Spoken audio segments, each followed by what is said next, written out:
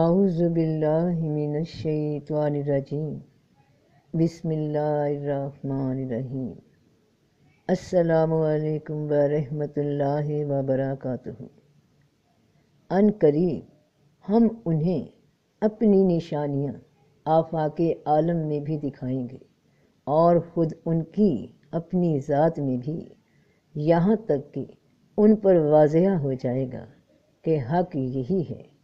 کیا آپ کے رب کا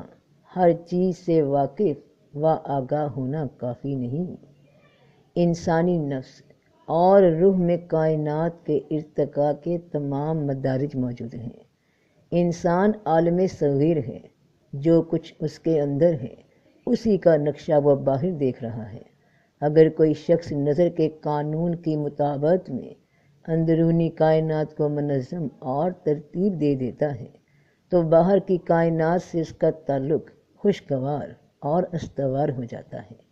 اور پھر ایسا شخص اپنے نفس کی الوہیت کے خیال سے نجات پا کر حقیقی معبود کی طرف الہیات کے سفر میں داخل ہو جاتا ہے، عرفان میں داخل ہو جاتا ہے۔ اور یقین کرنے والوں کے لیے تو زمین میں بہت سی نشانیاں ہیں، اور خود تمہاری ذات میں بھی، کیا تم دیکھتے نہیں ہو؟ تنہائی کے متعلق انسان کا ایک عام فہم عقیدہ یہ ہے کہ کہیں اکیلے بیٹھ جانا تنہا ہو جانا، سب سے کٹ جانا، خاموش ہو جانا تنہائی ہے۔ مگر تنہائی کا یہ معنی ٹھیک نہیں، مکمل نہیں۔ جب تک انسان اپنے خیال سے تنہا نہ ہو، جب تک کہ اپنی نگاہ سے تنہا نہ ہو، جب تک اپنی سماعت سے تنہا نہ ہو، تنہائی میں بیٹھ کر بھی اگر خیال دنیا کے آتے رہے، کسی کا چہرہ، کسی کی محبت، کسی کا رویہ، کسی کا دیا ہوا غم سوچوں میں گھومتا رہے، گزرے حالات یا آنے والے حالات کی سوچوں کے غم انسان کو تنہائی میں بھی تنہا نہیں ہونے دیتے، تو تنہائی کا، خاموشی کا الہام یہ ہے کہ جب تم خاموش ہو جاؤ، تنہا ہو جاؤ، محویت میں ہو جاؤ، اس وقت تم میں نہ ہو بلکہ اس میں کھو جاؤ۔ وہ ہو گئے کہ رانجھا رانجھا کر دی میں آپے رانجھا ہوئی، کہ اس وقت تم پھر وہ سنتے ہو، وہ دیکھتے ہو جو باطن کی بصیرت اور سماعت سے تعلق رکھتا ہے۔ وہ کہ جب نہ آگ تھی، نہ پانی تھا، نہ مٹی تھی، نہ ہوا تھی، کچھ نہ تھا،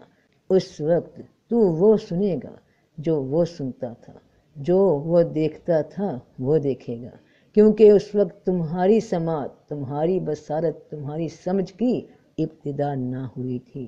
تو تنہائی مکمل ہوتی ہے، الہام بن جاتی ہے، عرفان بن جاتی ہے کہ کم دیکھنا، کم سننا، کم بولنا،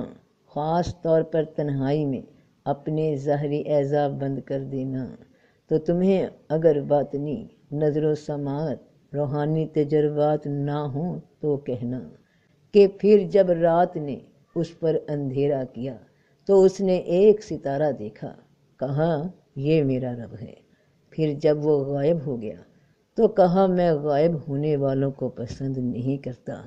رات یعنی اندھیرا، اندھیرا یعنی اب کچھ اور نہ دکھائی دے، کچھ اور نہ سنائی دے۔ اپنی باطنی ہستی کا پہلا درجہ لطیفہ قلب، اور اس قلب میں ایک ستارہ یعنی ایک غور، کسی ایک جانب سوچ کہ اپنی تلاش جاری ہے تاکہ رب کو پا سکوں، لیکن زیادہ دیر وہ سوچ قائم نہ رہ سکی، کیونکہ اس خیال کو ریپلیس کر دیا، اس کی جگہ سے ہٹا دیا جب اس سے بھی زیادہ بلند مقام پہ پہنچے، یعنی لطیفہ روح۔ اور پھر جب چاند کو چمکتا ہوا دیکھا تو کہا یہ میرا رب ہے۔ پھر جب وہ غائب ہو گیا تو کہا اگر مجھے میرا رب ہدایت نہ کرے گا تو میں ضرور گمراہوں میں سے ہو جاؤں گا۔ اور پھر جب روحانی سفر اس درجے سے بھی بلند ہوا تو محسوس ہوا کہ نہیں، یہ خیال بھی، یہ غور و فکر بھی مجھے ابھی منزل تک نہیں پہنچا سکا، تو اور بھی گہرے غور و فکر میں اترے، سو درجہ سر اور خفی میں پہنچے، اور پھر جب آفتاب کو چمکتا ہوا دیکھا تو کہا کہ یہی میرا رب ہے، یہ سب سے بڑا ہے۔ پھر جب وہ غائب ہو گیا تو کہا اے میری قوم، میں ان سے بیزار ہوں جنہیں تم اللہ کا شریک بناتے ہو۔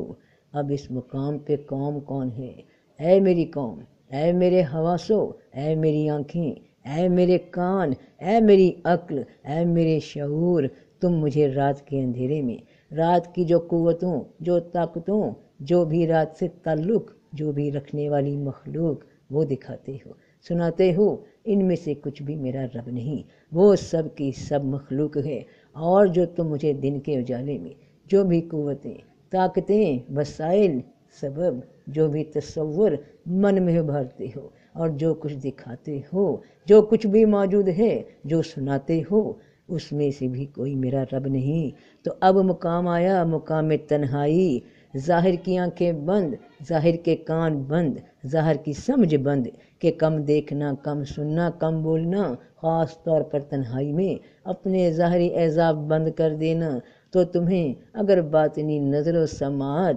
روحانی تجربات نہ ہوں تو کہنا۔